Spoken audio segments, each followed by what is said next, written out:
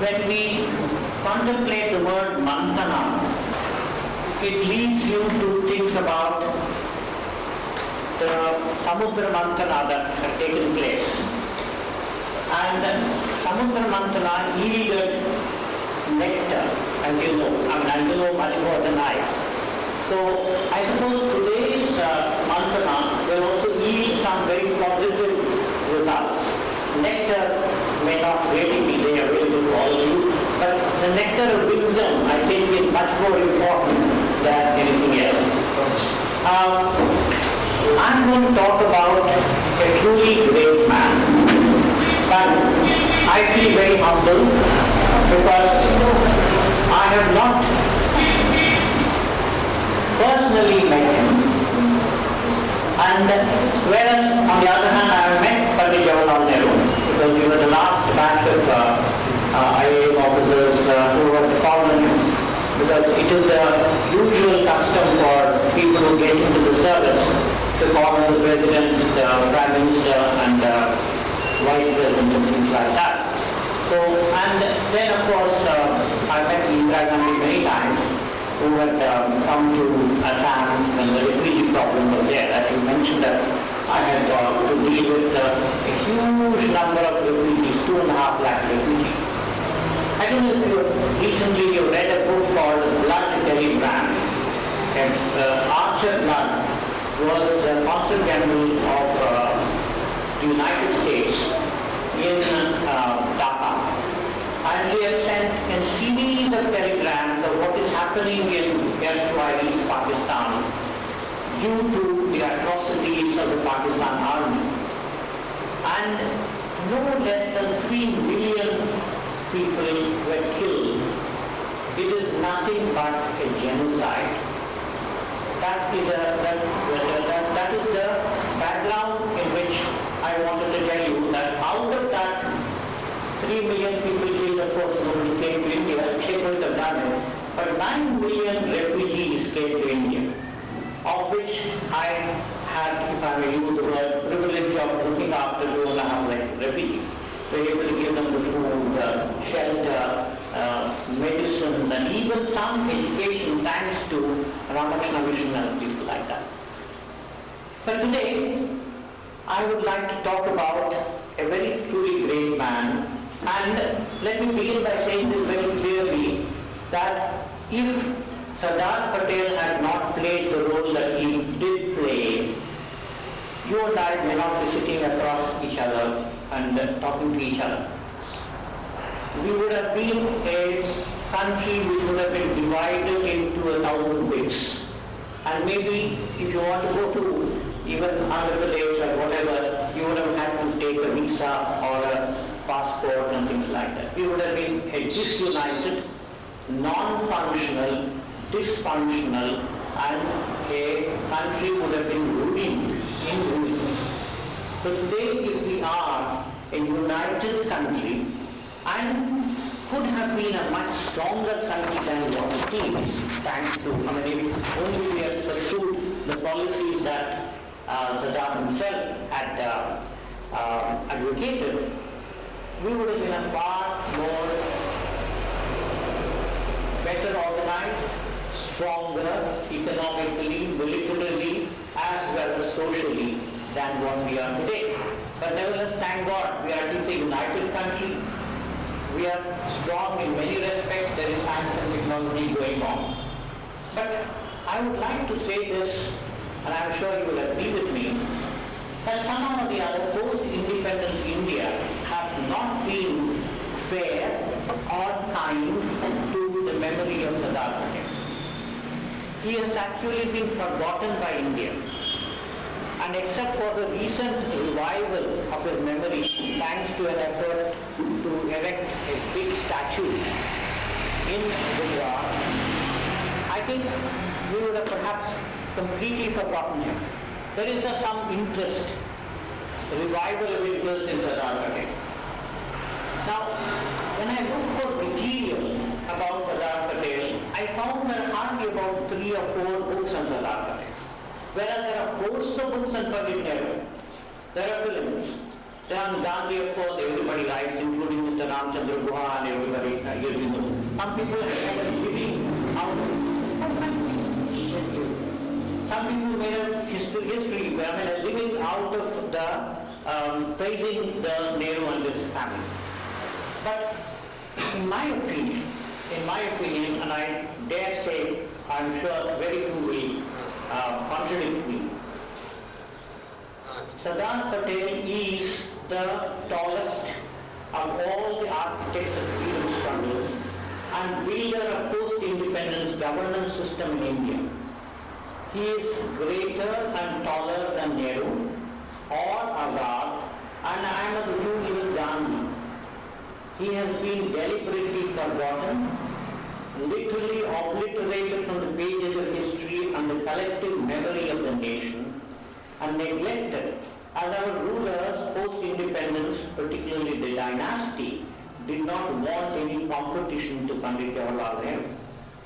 There are just 2 or 3 books, and Sardar Patel, being a self-effacing person, did not write his own biography. Everybody else wrote his own biography. I think he wrote something in Gujarati, but I don't think there is anybody who has taken a great deal of interest in it. Now, why do I say this? I have said this, that I regard Sardar Patel as greater than Nehru and even Gandhi. It is not my opinion alone. And let me tell you that all that I am going to speak today is based on written records. I am not manufacturing anything. I am not at all saying anything which is not already on record. But those records are not read by many people, because they are not so easily available. If you take the trouble of reading the debates in the Constitution of India, before we were framing the Constitution, you see what is the kind of personality that Patel was compared to many others. I am quoting no less than J.R.D. Tata. All of you know J.R.D. Tata, isn't it? J.R.D. Tata is not a congressman, he is not a BJP, he didn't belong to any political party. And I am going to quote J.R.D. Tata. J.R.D. Tata says, "What I usually come back from meeting Gandhiji, elated and inspired, but always a bit skeptical. And from talks with Jawaharlal Nehru, fired with emotional zeal, but often confused and unconvinced. Meetings with Vallabhbhai were a joy, from which I returned with renewed confidence in the future. I often thought that if fate had decreed that he, namely the Sardar, instead of Jawahar, would have been the younger of the two, India would have followed a very different path and would be in a better economic shape than it is today." Can you imagine? This is the opinion of J.R.D. Tata. J.R.D. Tata said this in 1970, just after the death of Nehru. Now, this is not only J.R.D. Tata. I am sure you heard of K.M. Munshi and Rajendra Prasad. Rajendra Prasad was the President of India even when Panditji was the Prime Minister. And I quote Rajendra Prasad. Rajendra Prasad described his entire period as President of India as years of agony, and on a very critical issue of Tibet. Rajendra Prasad, in a letter to K. Munshi, says, "In the matter of Tibet, we acted not only unchivalrously, but even against our own national interest in not maintaining the position of a buffer state for it and exposing a frontier of 2,500 miles to the Chinese. I feel that the blood of Tibet is on our head, and we must do prayashchit for this. But the PM does not like it. The Prime Minister does not like the name of Tibet to be mentioned even now, and regards any mention of its liberation as manifest nonsense." You are aware that Pandit Nehru campaigned for a permanent seat in the United Nations for China, People's Republic of China. At a time when the United Nations, particularly the Americans and the British, were prepared to offer that very seat to India. Today we are going around begging people, saying that please let me be a member of the Security Council. It is a seat was offered, and Patel scolded him. I said, why are you campaigning this cause of China? Because China at that time was not only a communist country, not liked by the Americans or capitalists, and secondly, China had already interfered in South Korea, and participated in the Korean War. So, the West was not interested in giving that particular seat, and as you know, for a long time Taiwan was given for the seat. That was the situation, and we could have easily got that seat as member of the Security Council, but Pandit Nehru didn't want that. I don't know why. Munshi says also, Jawaharlal Nehru was a dictator by temperament. He swore by the Constitution, but was ever ready to defy or ignore it. Entrenched as he was in unlimited power, adored by the masses, he could never realize the harm he was doing to the country by twisting the Constitution to his liking. Other Congress leaders had to submit to his wishes, as sweeping electoral victories could not be won without him. Pandit Nehru was of course a very handsome man, as you know, and women were particularly fond of him, understandably, including Lady Mountbatten, as you know. And so he was a very popular man. The sweeping victories that they were getting, when Pandit Nehru appeared, everybody thought that God had appeared. And let me be very frank, we ourselves as young people were so fascinated by the voice of Pandit Nehru. When he speaks, hear him on the radio and something like that, we thought that this is the God of heaven. And he did a lot of good things, there's no doubt about it. 50% of what Pandit Nehru did for India was very good. 50% was for a long time damaged. An Australian ambassador in New Delhi who had observed Pandit Nehru throughout his prime ministership summed up the entire thing in a few sentences. He said Pandit Nehru should have actually resigned in 1959 to let the job. But at the end of 17 years, what did India achieve after 17 years of Nehru?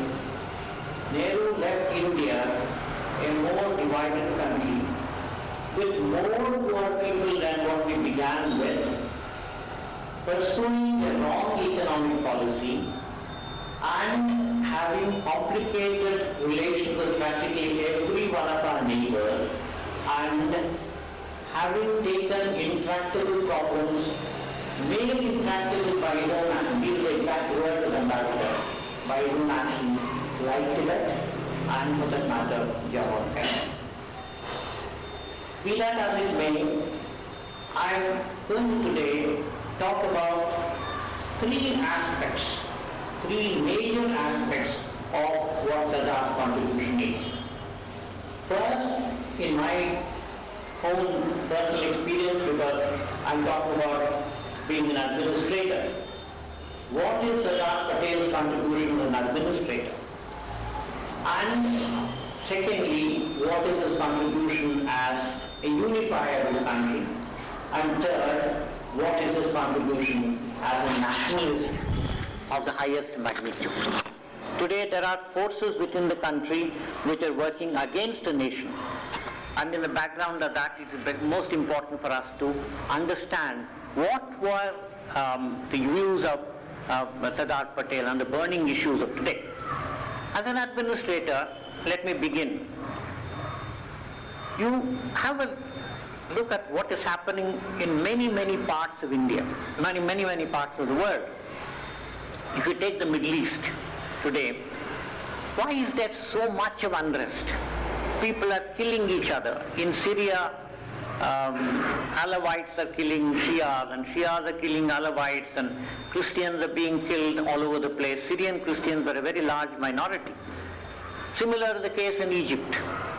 From Algeria onwards, the entire belt of countries, Bahrain for example, you find nothing but unrest. Nothing but unrest. There is no administration worth the name. There is no administration. Yesterday, a huge threat was given to all the tourists in Egypt that they must run away. Now, the Egyptian economy depends upon tourism, as you know. And if tourists run away, there will be no jobs. On the other hand, population is increasing at a very rapid rate. So when population increases at a rapid rate, when the economy does not grow, there is no stability, political or administrative. What do the poor people like? There's the same story in the several countries in Africa. The Central African Republic, your Mali, Sudan, Nigeria. Mind you, all these countries are very, very rich in natural resources. Very rich in natural resources. They have got diamonds, they have got gold, they have got oil, everything. Why is it that they are all collapsing in this manner? Sardar Patel understood this problem. He understood that it is very easy to destroy an existing system, but if you do not have clear ideas as to what will replace the existing system, so that the twin considerations of stability and growth are taken care of, you are going to be in very serious trouble. Very, very serious trouble. This is what Sardar Patel understood. Now, in the Middle East, that has not been understood. And that is why today we have a very, very sad situation. I want to read something very interesting which appeared in the London Economist. They say a very gloomy editorial which says, in the whole of the Middle East, from Cairo to Beirut to Damascus to Baghdad, we should admit the Arab Spring, which is talked about a great deal, toppling of dictators has simply split our flimsy nations into clashing sects and tribes. We should admit that the struggle for Palestine has faded from our thoughts, and our own squabbling has granted Israel its greatest victory yet, without the loss of a single soldier. And that the central struggle for us is one between Sunnis and Shias. After all this blood and slaughter from Iraq, Syria and beyond, we should admit that we Arabs can no longer want to live together.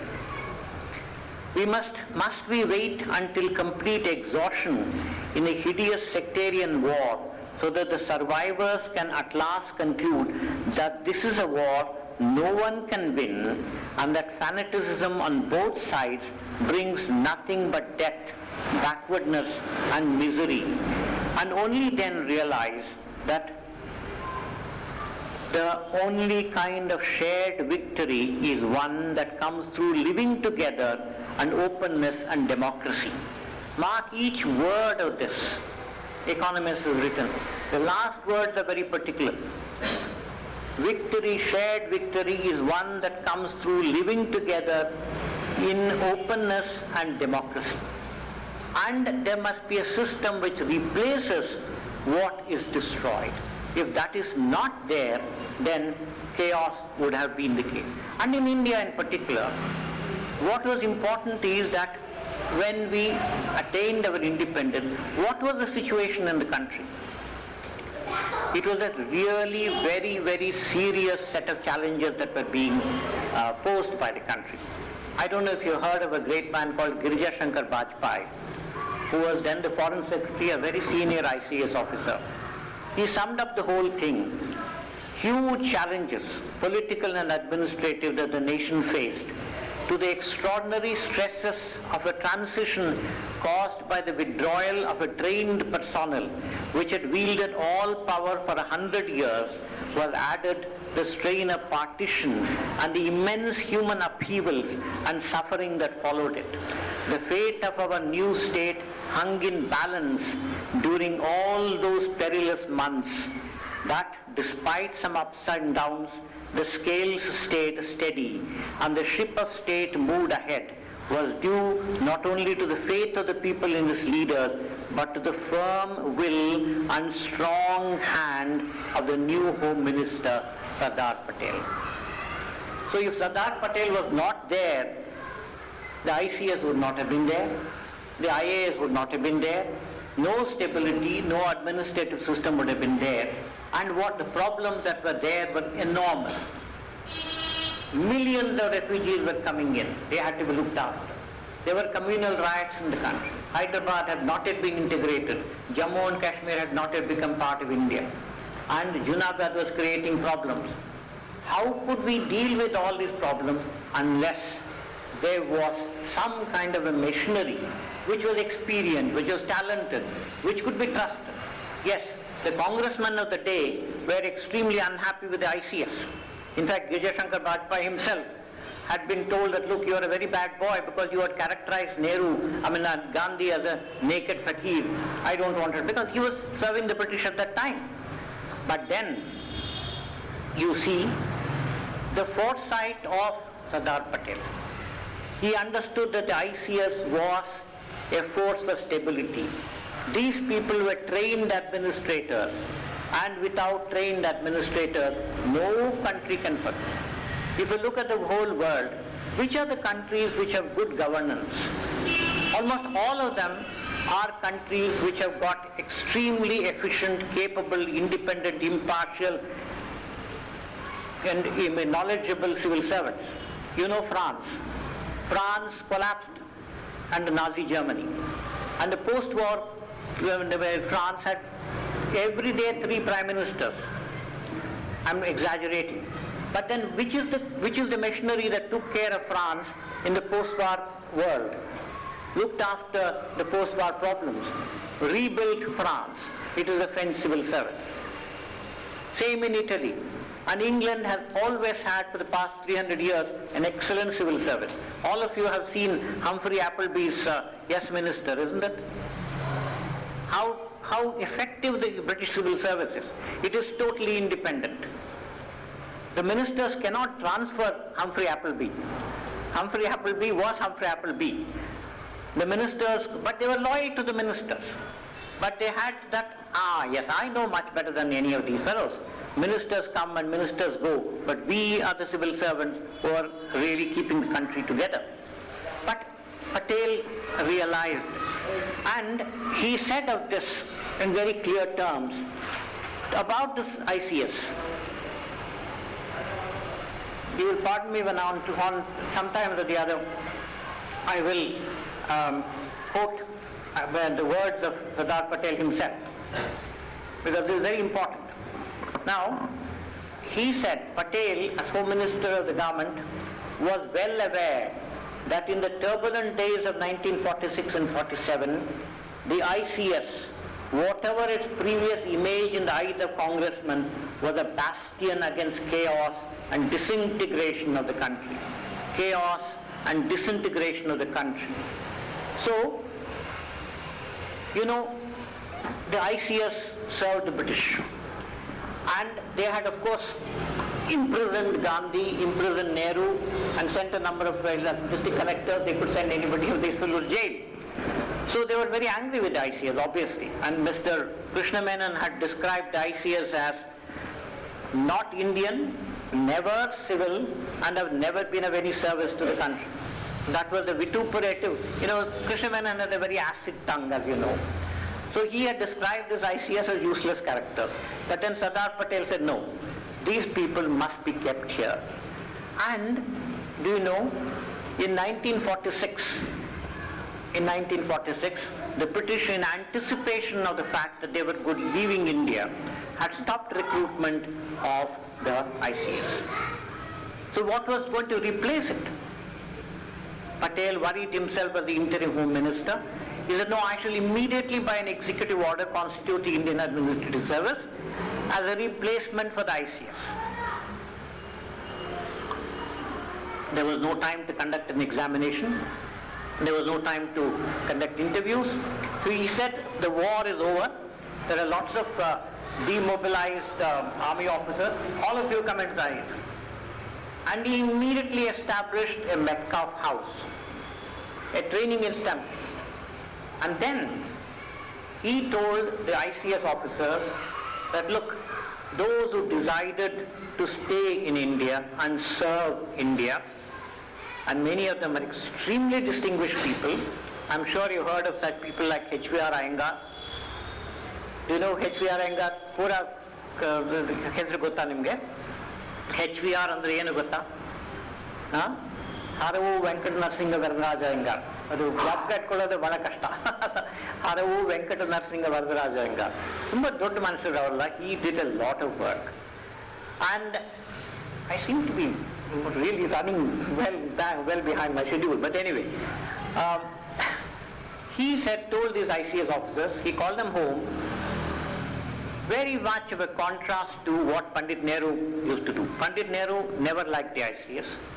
And he told them, you have served the foreign masters, you must get out of the place. So they got scared. But Sardar Patel called his ICS officers and told them that you are going to serve new India, new masters. And as I am doing, I am serving India for the sheer joy of serving my people, your Indians basically. And therefore you should serve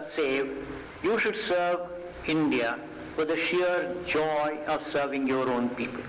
And these people said yes.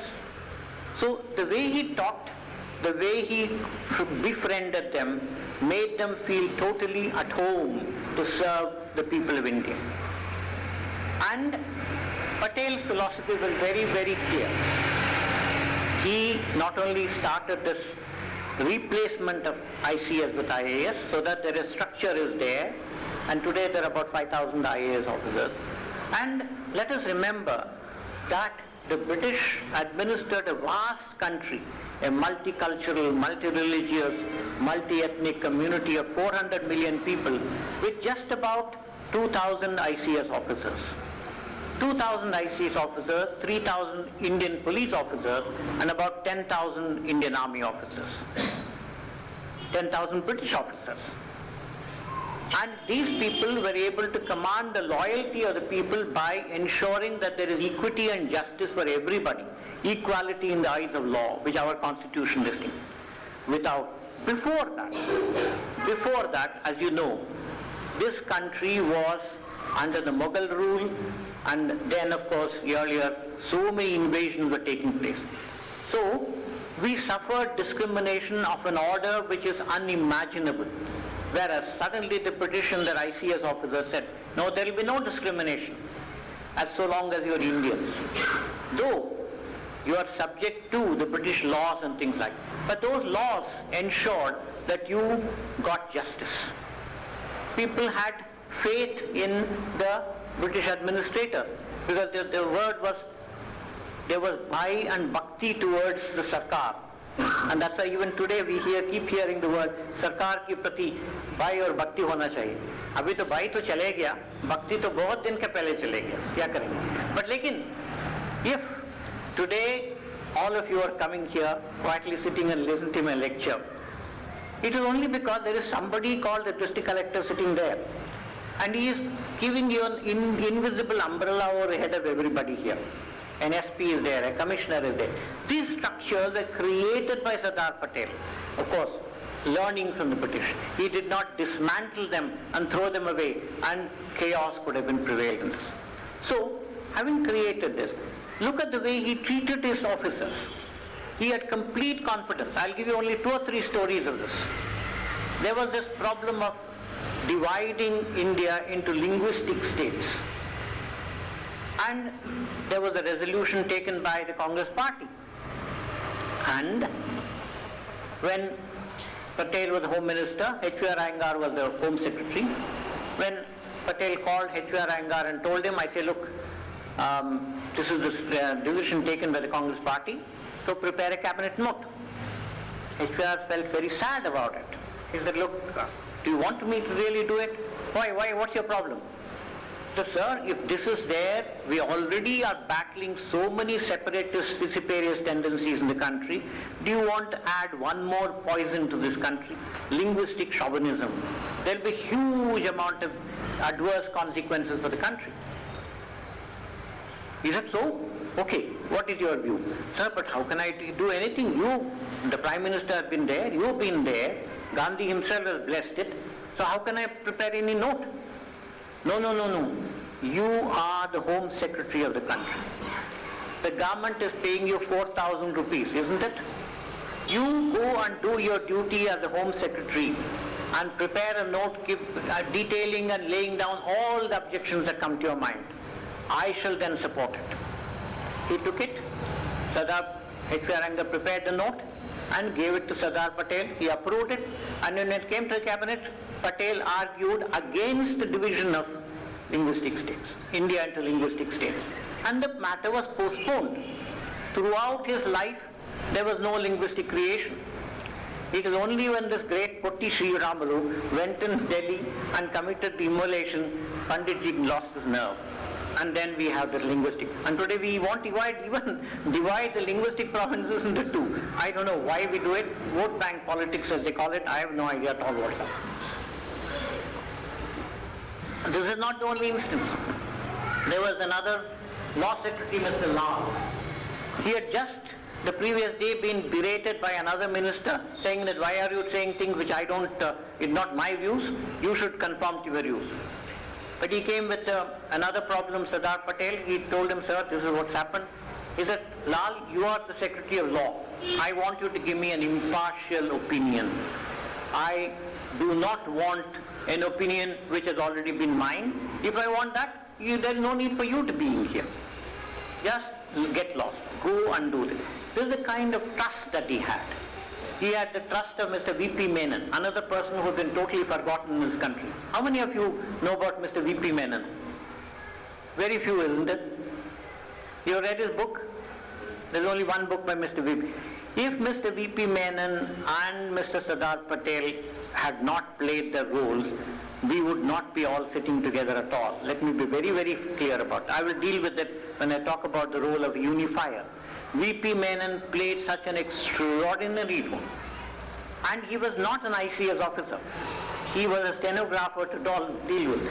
But he became Reforms Commissioner with Mountbatten. And then he was the Secretary for the States Ministry, which Sardar Patel was dealing with for the integration of the state. Let me complete the story about Sardar Patel as an administrator. You know, when Sardar Patel passed away, the ICS, which has been derided by Pandit Nehru and all that, took an extraordinary step forward and passed a resolution. All ICS and officers of the IAS gathered when Sardar Patel passed away and paid an extraordinary tribute to Sardar Patel. I'd like to quote Vijay Shankar Vajpayee himself on this, what the ICS thought about him.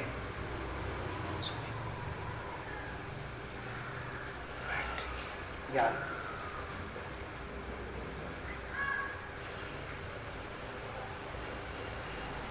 Yes.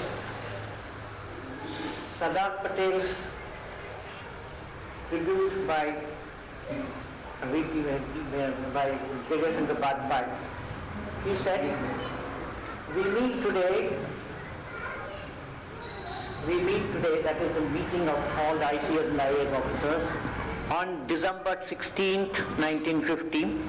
We meet today to mourn the loss and pay tribute to the memory of a great patriot, a great administrator and a great man.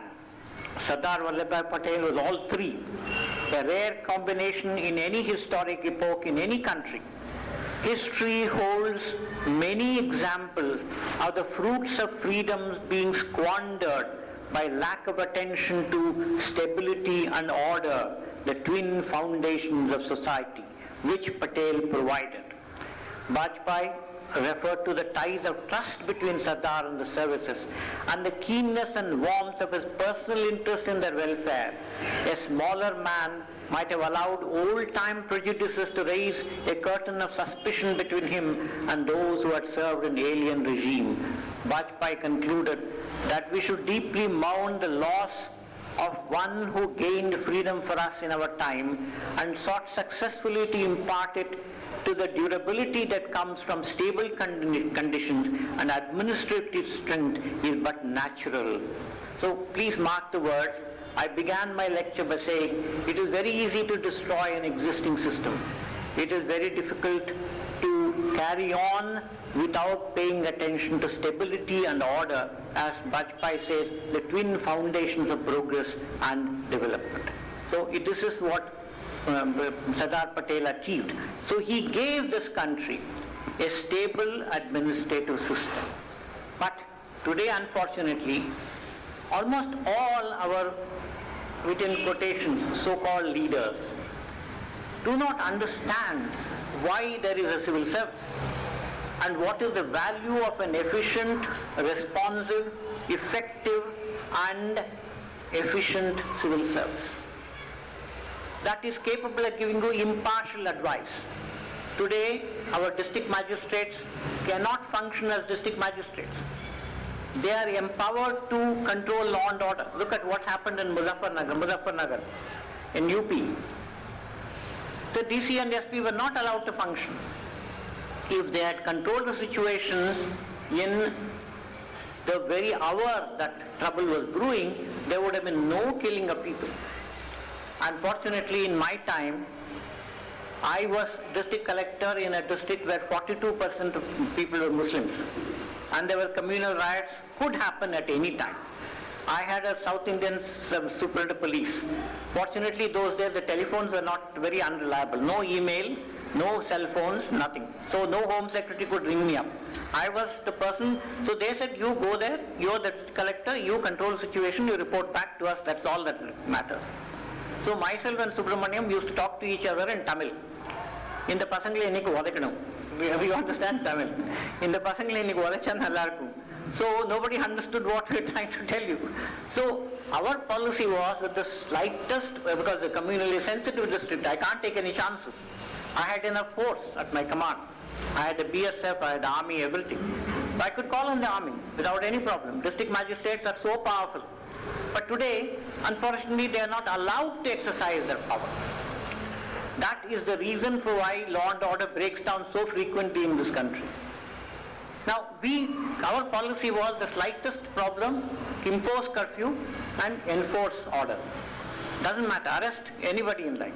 Nobody ever used to say, why did you arrest? Hey, mera aadmi hai. The party was never, our MLAs were very decent, except of course, some people used to say, but we never listened to them. And we were given a stability of tenure. I was not transferred for 2.5 years. And I was there throughout the Bangladesh war, refugees and what have you. But nobody disturbed me. That is what is required. Nothing more is required. This country can be very well administered if the present lot of people are allowed to function. And as I was telling my friend, today the civil service examination is even much more tough than what Kirti was saying that he passed in the first attempt. Even ನಾನು ಅಪ್ಪಿಯರ ಮಾತ್ರ fail, ನನಗೆ ಆಗೋದಿಲ್ಲ. ಈ examination ಅಂತ pass ಆಗೋದಿಲ್ಲ. ನಾನು ಹೇಳ್ತೀನಿ ನಿಜವಾಗಿ, ಸುಳ್ಳು ಹೇಳೋದಿಲ್ಲ. ಈಗ ಏನಪ್ಪ ಇಷ್ಟು ಕಷ್ಟ ಇದು, ಒಂದು ಎಷ್ಟು 200 ಕ್ವೆಶ್ಚನ್ ಒಂದು 3 ಗಂಟೆ ಒಳಗಡೆ ಚಾಯ್ಸ್ ಕ್ವೆಶ್ಚನ್ ಮಾಡಿ. ನಮ್ಮ ಕಾಲೇಜ್ ಅದೆಲ್ಲ ಇರಲಿಲ್ಲ. Okay, so now having finished that, let me come to a more interesting topic, namely how did this country emerge as a unified country? Today, we have a unified country, except unfortunately, Jammu and Kashmir is not yet integrated. Now, Sardar Patel was the minister not only for home, but for also the states, all the states. Now, let me frankly tell you that he was one man fighting a number of adversaries all around him. Who were those adversaries? One was Jinnah himself, whose objective, let me very frankly tell you, was not merely creation of Pakistan, but destruction of India as well. Definitely the case. He tried his very best. He wanted a Pakistan, a very strong Pakistan, and a disunited India, which could easily be dominated by the subcontinent by Pakistan. And this was also the objective of the British. The British wanted to create a strong Pakistan who could be their friend, whereas they did not like Nehru's socialist philosophy, this, that and the other. Therefore, they said no. And the ICS, most of the British members of the ICS were pro-Muslim and pro-Muslim League, which is even big. There was a secretary in the Home Department called Caulfield. who was so anti-India. There were many others who were anti-Indian. So Jinnah on one side, the Muslim League on the second side, Sardar was battling, Mountbatten, the princes, and most unfortunately, Pandit Jawaharlal Nehru himself. Not because of anything else, but Jawaharlal Nehru will never decide. He was so indecisive, so overconscious of international opinion. What will people think? What will UN say? He had disproportionate weight in the United Nations, and of course was very, very much conscious or careful of the views of Mountbatten. So with this kind of a set of enemies, our poor Sardar was trying to battle. So what was the situation? First was this plan, what was evolved when the British decided that they will be leaving India and there will be two entities, two dominions, Pakistan on one side and this. Now, there was a great man called Lord Ismay. Now, he was a political advisor to Mountbatten. He said, Mountbatten formed a committee, of which fortunately V.P. Menon was a member. Ismay's plan was, leave alone the princely states, even what is British India, provinces, Madras and this, that and the other, they were to be given the right to be either independent, imagine, be independent, or form groups of states, and with powers to negotiate whatever agreement they felt like with a so-called weak central government. This suited the British beautifully. They wanted a weak Indian central government, whereas maybe a strong Pakistan, it doesn't matter very much. Now, this was a very, very damaging situation. V.P. Menon decided to resign from it. He's told this is the plan that you people are hatching, I shall not be a party. It so happened, God was very kind to us, I suppose, and our guardian angel was still very active those days. He happened to mention this to Lady Mountbatten of all the people. And Lady Mountbatten said, hey, VP, you have done a very good job all the while. Come to Simla, because Mountbatten is going to Simla. You can talk to him a little more quietly and then convince him that this is a balkanization which will be a dangerous thing to happen to this country. So VP withheld his resignation. He went to Simla, got enough time with Mountbatten, and he said, look, this is just not acceptable. The British Indian states, the provinces, cannot be given. They must be part of the one India.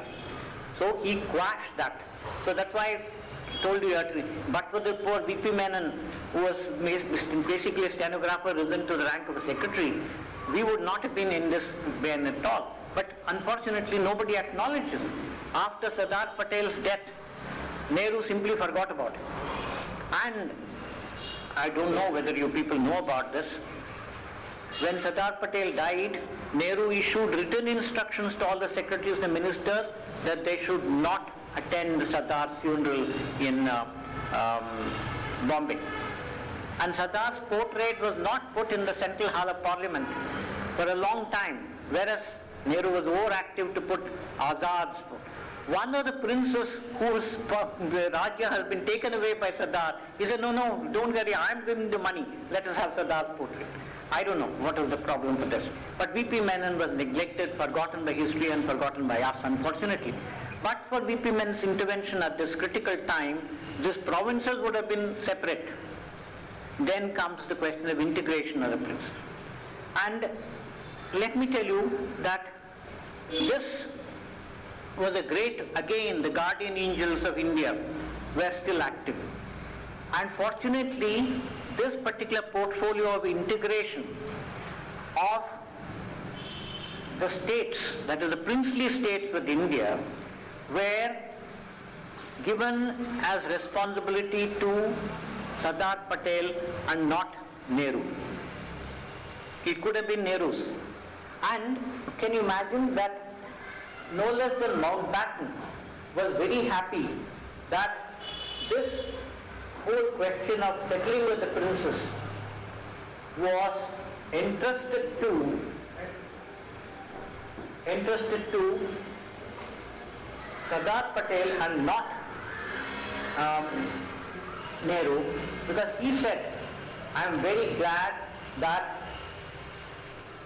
this particular responsibility was given to, and he said, I quote, I am glad to say that Nehru has not been put in charge of the new States Department, which would have wrecked everything. I mean, imagine, these are the words of Mountbatten. Patel, who is essentially a realist and very sensible, is going to take it over. He also said in a conference, in India, the States Department is under the admirable guidance of Sardar Patel. You can imagine how relieved I was, and I'm sure you will yourself have been equally relieved when Sardar Patel, on taking over the States Department, made, if I may say so, a most statesman-like statement of what he considered were the essentials towards agreement between the states and the dominion of India. These are the words of Mountbatten. I don't seem to have to say anything more on the subject. Now, as I said, Sardar was battling all these things. Let me briefly cover, because I'm already running well out of time. There are many problems. First was Travancore. His way of dealing with the princess was, he told the princess, I say, look, you have nothing to fear from the rest of India, from the new India that's going to come. In any case, the people of your states are not your subjects, because we are slaves of the British, whereas your people are double slaves, because you are a slave of the British and you don't have any independence. The political officer is the guy who controls everything. Without him you cannot move an inch. Okay, you have your palaces, you have got your cars, and you have your horses, you have got your elephants, you have got your concubines. It's all that you seem to be happy with. But no power in your hands. What are you grumbling about?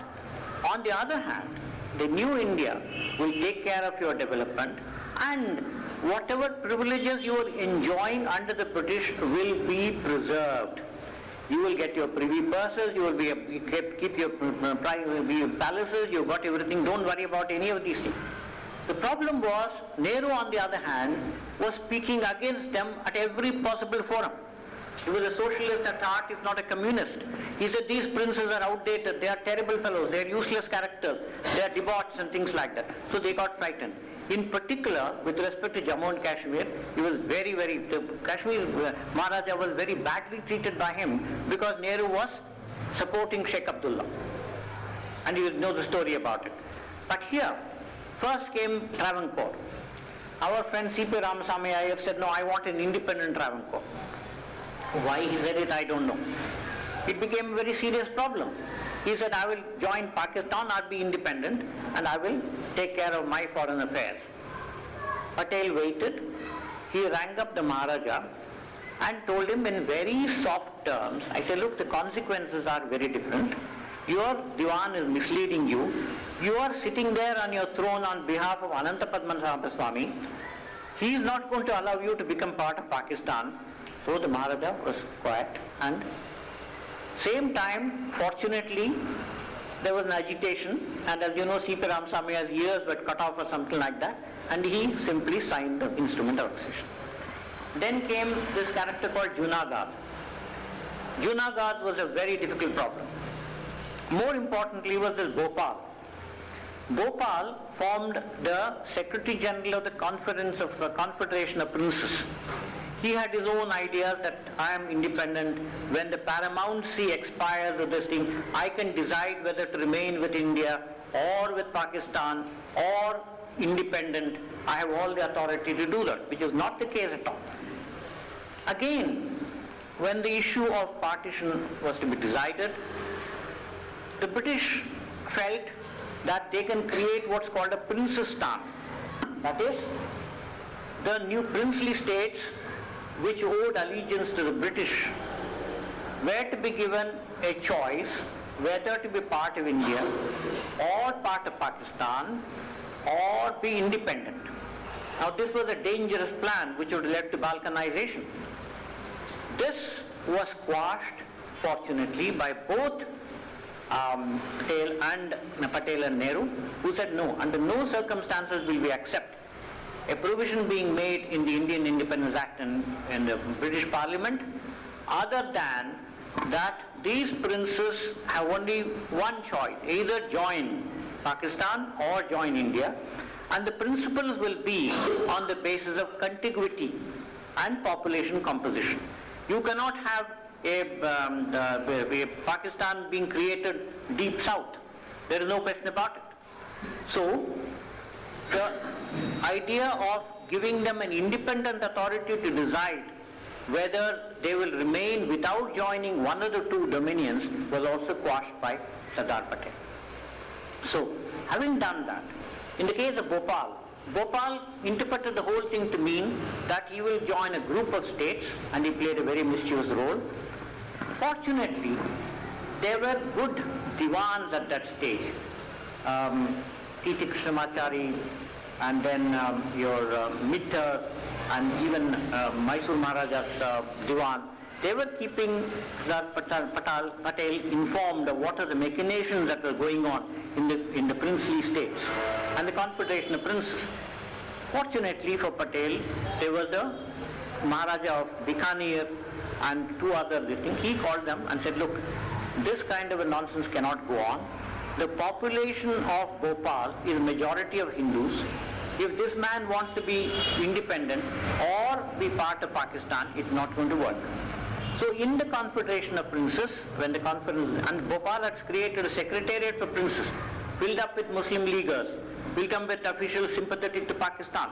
So Patel quashed all that.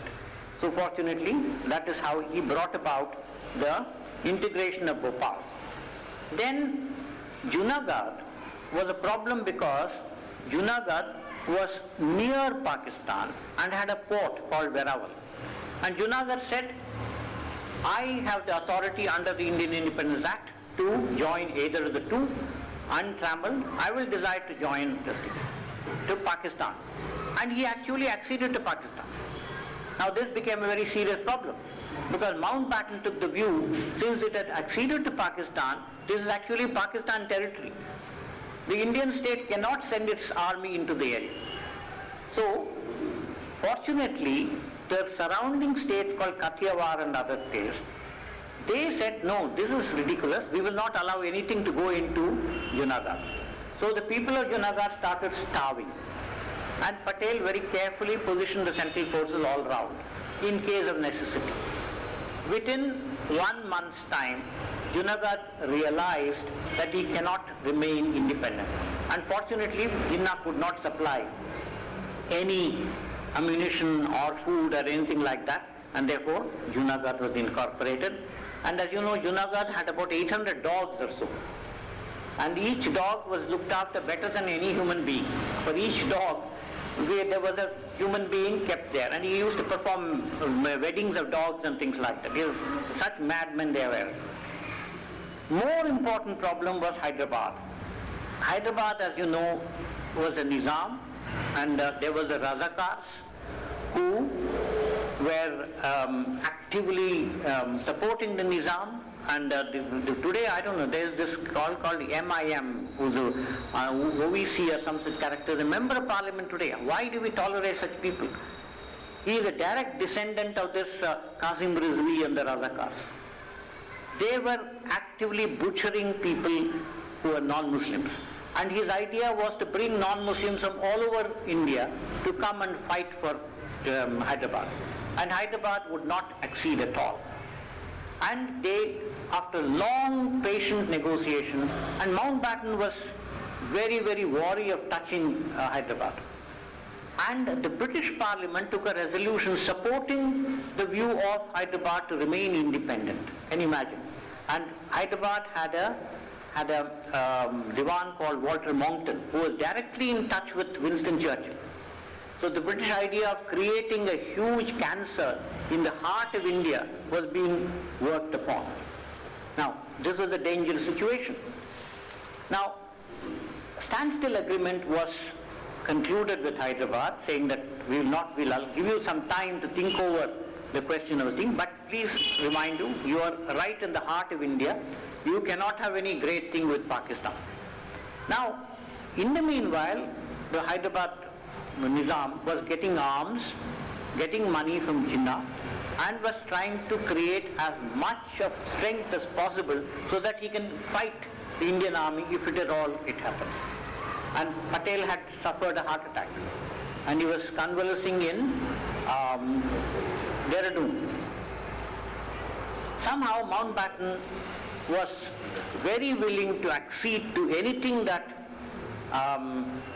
Hyderabad was asking for, because the British had declared him, he was given a very high status, his exalted highness, Nizam, and that was, he had been declared a faithful ally of the British crown. Therefore the British could not let him down. So Mountbatten was all the while negotiating, saying that please give him with this concession that. Now the demands from Hyderabad was that he will for 5 years remain independent. You will have to recall the agent general from India, namely Munshi, and a number of things he was laying down condition after. Now Mountbatten was prepared to sign on the dotted line, and Patel was the only person who was resisting it, not Mr. Azad, not Mr. Nehru. So Patel was in Hyderabad, or was in Dehradun. Nehru, Azad and Mountbatten travelled to Dehradun and talked to Patel. Patel said, I will not agree. Then Patel was very sick at that time, and he said, in any case, you are leaving India very soon, but we want to express our gratitude to you. You have done a lot for India and all that stuff. So Mountbatten, taking advantage of that, said, if you are so grateful to me, why don't you sign this document? Patel, in disgust, signed it. And as I said, somewhere the guardian angels of India were still active. This very agreement which Nizam had been insisting upon, the Nizam rejected it, thanks to the advice of the Kazim Rizvi. So the stage was set for Patel to take what was called police action. Again, the matter came to the Defence Committee of the Cabinet, and Nehru was very nervous. Arey, look at this, if I take this, will there not be bloodshed? And then he's already negotiating with the Portuguese territory of Goa. He will go and get arms and things like that. Nehru told him, and then Roy Butcher, the commander-in-chief, said, no, the very serious repercussions, there will be bombing. And so Patel called him and said, I said, look, you are from England, aren't you? In London, did you not withstand the bombing by Nazi Germany? We will withstand the bombing. What does it matter to us? So he said, you keep quiet, I am going to sleep. Tomorrow morning my troops will march in. Within 108 hours, all the Razakars were finished and Hyderabad was integrated. So look at the determination. The last and interesting story, of course, is about Jammu and Kashmir. Sadly, this particular portfolio was taken away from Sardar Patel by Nehru. Why? And Patel resigned. But Gandhi persuaded him to withdraw his resignation, and so Patel kept quiet, and Gandhi was assassinated, so they agreed that they will work together. Patel was unhappy about it. Now there, not only the armed action had to be taken, the 26th of October 1947, the Maharaja had acceded to India, and the Razakars had already started marching in on the 4th. On the 1st of November onward, the 4th situation was getting exceedingly difficult, and there were two brigadiers. One was B.M. Kaul, who was perhaps related to Nehru, and who made a hash of things in the northeast, when the Chinese aggression took place, and Brigadier Sen. Brigadier Sen's situation is extremely serious. These Razakars are coming, your raiders are coming near Srinagar, and the Maharaja has already run away. So Patel, in spite of extremely bad weather and against the advice of the Chief of Army Staff or Commander-in-Chief, flew to Srinagar, heard the situation, came back, and next morning started the airlift of the army. It was how Srinagar was saved. And then it came before the Defence Committee of the Cabinet. again Nehru was very, very hesitant. The story is told by Field Marshal Manekshaw. At that time he was brigadier, and Patel described the situation after having been to Srinagar. Nehru was still saying, let us go to United Nations and this, that and the other. Patel lost his temper. He shouted almost to Jawaharlal saying, Jawahar, do you want your Kashmir or not? So Jawahar said, yes, I want. Then he told Manekshaw, you have your orders, go. Get going now. Lift it. That's how it was saved. And again, why the ceasefire was drawn at that particular, it was a unilateral decision by Pandit Nehru. Despite the rejection of, I'll tell you the story about plebiscite. Nehru agrees to a plebiscite. Nehru agrees to United Nations, all against the advice of Sardar. As the plebiscite, when this was still a difficult problem, Jayanagar and Hyderabad and this thing, Jammu and Kashmir, all three had one common feature. The Maharaja was of a religion other than the people of the particular state. Mountbatten flew to Lahore and told Jinnah that my cabinet, I can make them accept the idea of conducting a plebiscite in all three of these difficult states. What do you say? Jinnah rejected it. Jinnah said, no, I don't want plebiscite. Because according to the Indian Independence Act, it is the Maharajas alone who will decide to which dominion they will. So I do not want to alter that. Having done that, that is, in spite of that, we have our Prime Minister agreed to plebiscite. So, in all these instances, I have not gone into too many details because time is short. If Patel had not taken those crucial decisions, we would be not a united country. Pakistan would have been a much stronger entity than India. As I said, the British objective was to create a Pakistan but to weak India, and Jinnah was working in same lines. So today we must remember that but for this great man, we would not have had an administrative structure at all in this country. We would not have a unified country. The last point I would like to deal with today, why did not Sardar become the Prime Minister? Why was Nehru the Prime Minister? And you know the Congress Working Committee had full support only to Sardar Patel. But it is Gandhi who in that particular meeting said, shut up everybody, and Nehru was made. The reasons are not very easily, not recorded anywhere. Nobody knows really the reasons. But one theory is that, Gandhi had promised Motilal Nehru that I will make your son the Prime Minister. One theory. The second theory is Nehru threatened to split the Congress party if he is not made the Prime Minister. The third, more plausible, is somehow this particular view was propagated that the Sardar Patel was not in favor of minorities, which is completely wrong. And there's only one point that I would make is that, after independence, already Pakistan had been created. There was Indian Muslims, Azad and things like that, who were demanding safeguards for minorities. And the question of reservation for minorities was very much agitated and had the support of Azad. But Patel dealt with it with great forethought. He knew that this could become a very serious problem in the course of time. And there was some nationalist Muslim, and in fact, Muslim League people, whom he had told them, I said, look, you have now got your own Pakistan. The situation has changed today completely. You've got to win and live in India by playing an equal part in the progress of the country. A time should come when the question of minorities and majorities should never arise. A time will come when everybody considers the Indians and Indians alone. So, when the question was being discussed, Patel was able to make the Muslims agree that there should be no reservation for minorities in anything.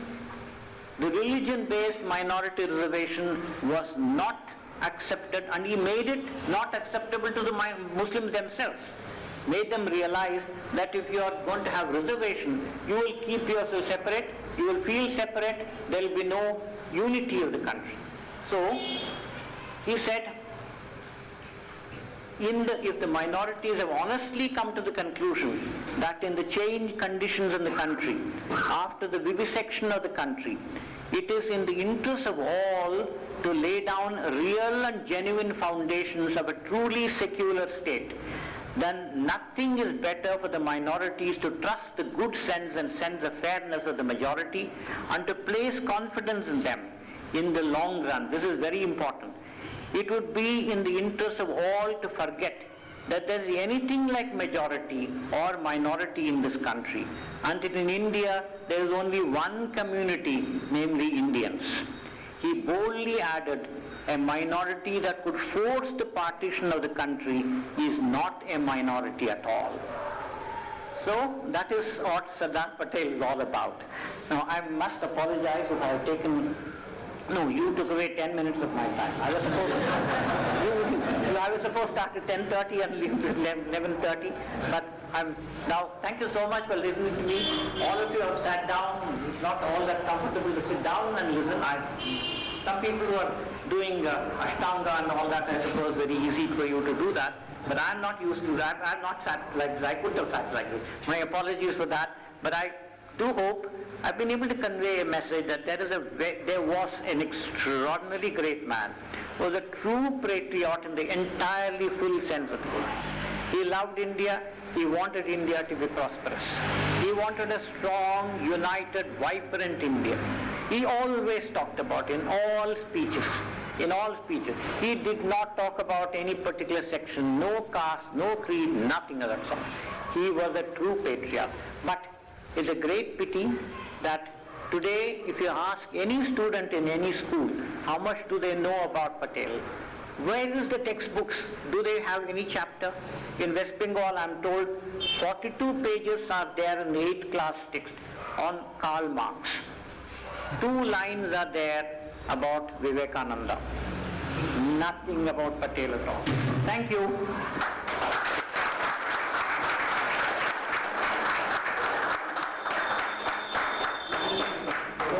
Due to the want of time, we won't be able to have any question and answer sessions. I'm sure we could share if you have any questions. I can send it to Sridharji and get it clarified for you. No, we need 5 minutes. Okay, if there's any one or two questions. As far as I'm concerned, 5 minutes is perfectly fine. So you can ask one question. The government said that it's promised to give the green process preferences. If Patel could have done something to see that the promise was not broken. Yes, the promise of living person. That was broken by the government of India. Indira Gandhi. Yes, yes. Yeah. Yes. He did do wrong thing. The ICS were told that your religion will be maintained. Yes, that was the promise because of that the princess agreed to it. Yes, princes of course understood also that the new country, they have no particular place. But the princes were told that look, you will not be deprived of the privileges, and and he gave constitutional guarantee for that. Yeah. Yes, and there was a provision, Article 373 or something like that, I'm not sure. But Indira Gandhi, privy person, was a great populist measure. But see, she has done a lot of great things for this country. I mean, talk about Bangladesh one day, a different matter. But these are things which the country should not have done. Yes. We have a Bharati column box, so we might need to speed up a little bit. No, fine, but no problem at all. We will leave it, we'll wind up. One. You said Patel didn't want to divide the country based on linguistic.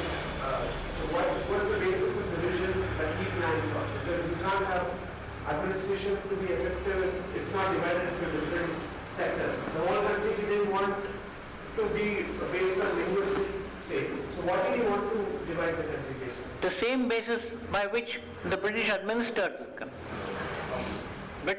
Madras province for that matter consisted of certain parts of Andhra Pradesh, certain parts of Karnataka, certain parts of... So he said administrative units is all that's required. But maybe, the question would have arisen that in what language you will carry on the administration of a particular state, because you need to have an administration which is understood by the people. So linguistic division was perhaps a necessary evil, we do not know. But I'm only referring to the fact that when Patel found that the civil service had an independent view, he said, yes, at this time I am prepared to accept it. Let us deal with it when the forces of unity are much more easily strengthened. You can't do that as early as about 2.5 years of independence. So you had battling 100 different problems. Why create another problem in this thing? That was the view. Okay, request. Yes. Last question. Please. You told in Muzaffarpur, Yes. UP, Yes. communal rights would have happened if the DC was full power. Yes. Similarly, you still think that in other parts of also, if they are given full freedom, no communal rights will take place. I can't say no communal rights will take place. All that I can say is a communal right will be controlled within 4 hours time. Correct. That one. Communal rights can happen for anything. If politicians do not interfere, Politicians have no right to interfere. The CRPC does not mention MLA at all. It is the district collector and the officer in charge of the police station, the Indian Police Corps, the CHADA, your POTA, all this empower the executive. That is the whole scheme of the constitution. The MLAs are supposed to sit in legislature, legislate and hold the executive accountable. Both they fail. They go on interfering in all these matters.